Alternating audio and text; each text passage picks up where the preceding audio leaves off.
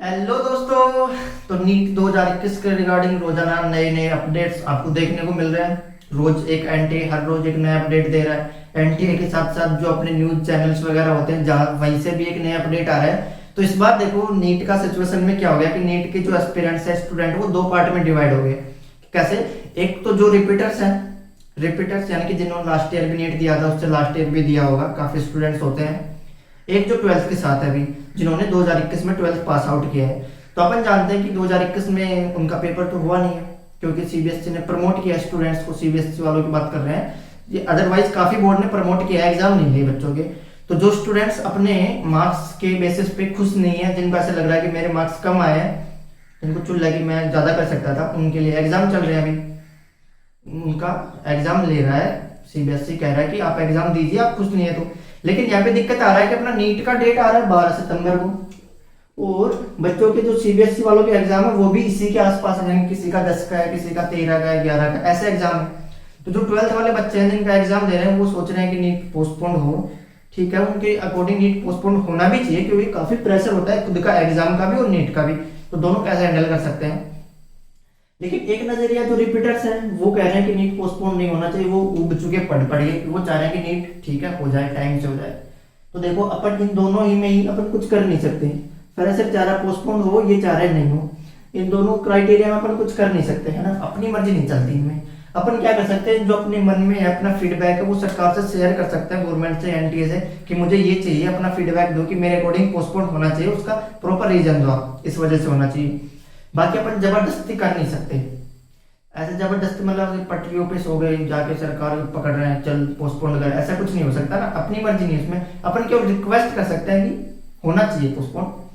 ठीक है, बाकी तो आपने 2020 में सभी ने देखा होगा, नहीं देखा तो देख सकते हैं आप कि 2020 में एक नहीं पूरे 10 दिन तक, 10 दिन के लिए जो ट्विटर पे है JEE NEET hashtag JEE NEET postpone trend में चला था, फिर भी कुछ रिजल्ट आपको मिला नहीं। केवल जो जो बच्चे इनके साथ जुड़े हुए थे ना उनको रिवार्ड में मिला था 1 साल का तोहफा कि आप अगले साल रिपीट कीजिए। क्यों? क्योंकि जो इस पचड़े में पड़ गया ना फिर वो पढ़ने से दूर हो गया।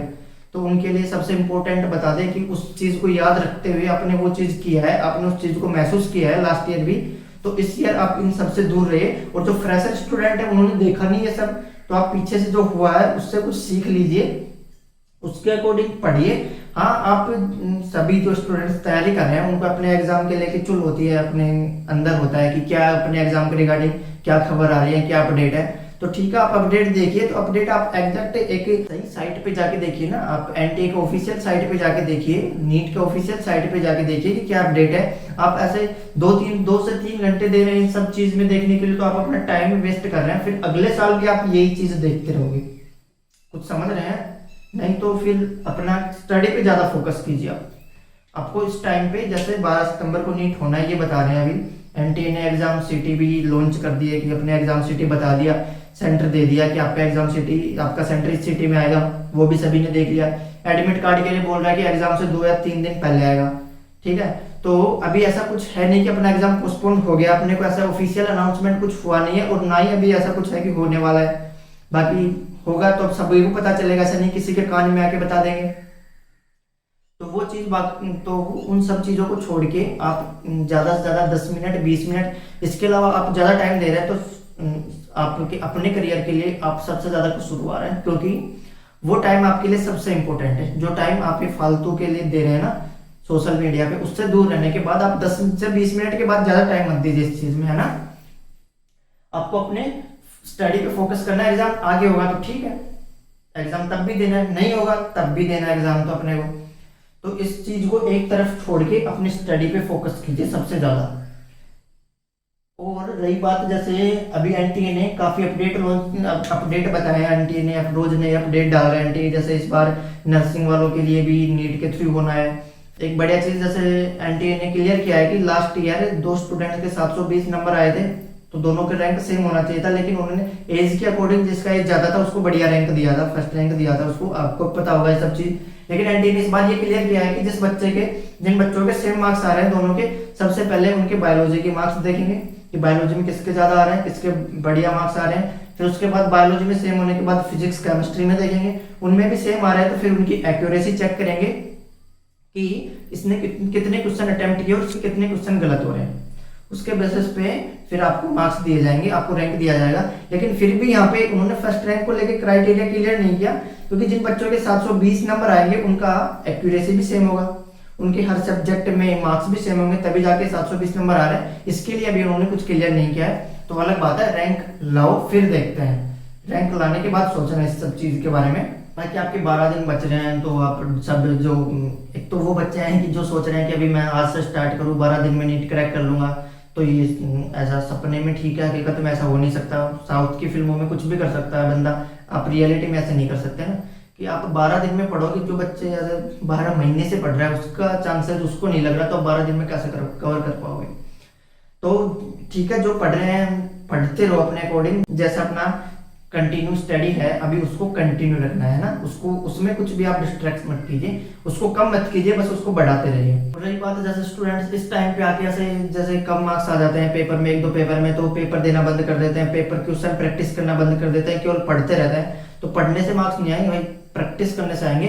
तो आप अभी भी प्रैक्टिस कंटिन्यू रखिए आपकी। ऐसे नीट में कोई जादू नहीं होगा कि आपके यहाँ पे कम मार्क्स आए तो नीट में अचानक से ज्यादा आ जाएंगे, ये नहीं होगा। आपके जितने मार्क्स यहाँ पे बन रहे हैं उसके 10 या 20 नंबर के अप्रोक्स में कम या ज्यादा मार्क्स आते हैं नीट में, इससे ज्यादा कुछ नहीं होता ऊपर नीचे।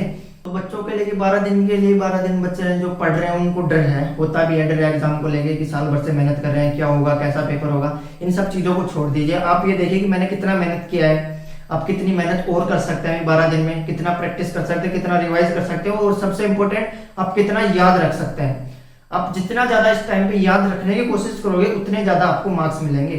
प्रैक्टिस का टाइम जैसे और ज्यादा नहीं है, प्रैक्टिस का टाइम तो कम हो गया आपके पास धीरे धीरे, तो आपको प्रैक्टिस के साथ साथ याद रखने पे ज्यादा फोकस करना है। और डरने की ऐसी कोई बात है नहीं कि आप जा रहे हो वहां पे।